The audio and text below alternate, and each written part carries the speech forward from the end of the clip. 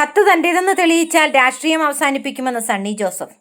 കണ്ണൂർ നിയമസഭാ സീറ്റുമായി ബന്ധപ്പെട്ട് പ്രചരിച്ച കത്ത് താനാണ് എഴുതിയതെന്ന് തെളിയിച്ചാൽ രാഷ്ട്രീയം അവസാനിപ്പിക്കാൻ തയ്യാറാണെന്ന് KPCC പ്രസിഡന്റ് സണ്ണി ജോസഫ്. കെ സുധാകരന് സീറ്റ് നൽകരുതെന്നാവശ്യപ്പെട്ട് പ്രചരിച്ച കത്ത് വ്യാജമാണെന്ന് വ്യക്തമാക്കിയായിരുന്നു സണ്ണി ജോസഫിന്റെ പ്രതികരണം.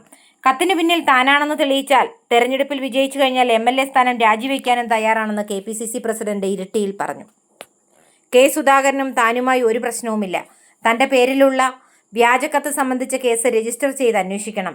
ഇക്കാര്യം തെരഞ്ഞെടുപ്പ് കമ്മീഷൻ, DGP, ജില്ലാ കളക്ടർ എന്നിവരോട് ആവശ്യപ്പെട്ടിട്ടുണ്ട്.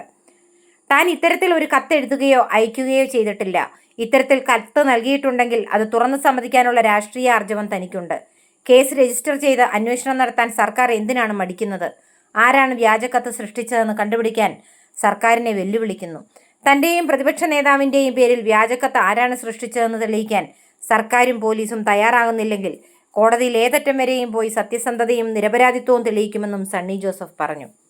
ഈ വ്യാജക്കത്തും വടകരയിലെ കാഫിർ സ്ക്രീൻഷോട്ടിന് തുല്യമാണ്. കാഫിർ സ്ക്രീൻഷോട്ടിന്റെ അന്വേഷണം LDF പ്രവർത്തകരിലേക്ക് എത്തിയപ്പോഴാണ് അത് മരവിപ്പിച്ചത്.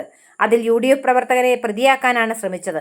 കോടതിയെ സമീപിച്ചപ്പോൾ മാത്രമാണ് നിലച്ച അന്വേഷണം വീണ്ടും നടത്തിയത്. ഒടുവിൽ കാഫിർ സ്ക്രീൻഷോട്ട് അന്വേഷണം എത്തിയത് LDFന് ബന്ധമുള്ള സമൂഹ മാധ്യമ പേജുകളിലേക്കാണ്. അതിനെ തുടർന്ന് റിപ്പോർട്ട് കൊടുക്കാത്ത സാഹചര്യമാണ് ഉണ്ടായതെന്നും സണ്ണി ജോസഫ് ചൂണ്ടിക്കാട്ടി.